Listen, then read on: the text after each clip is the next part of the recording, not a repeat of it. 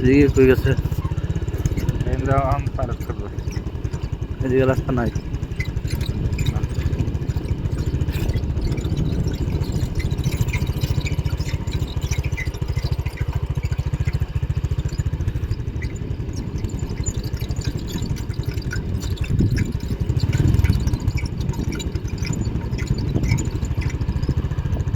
এনে বলে 10 কিলো রাস্তা বলে দিকটা। এখন ওই ভিতর দিয়ে পাহাড়ের ভিতর দিয়ে রাস্তায় আপনি গেছেন থারের ভিতরে?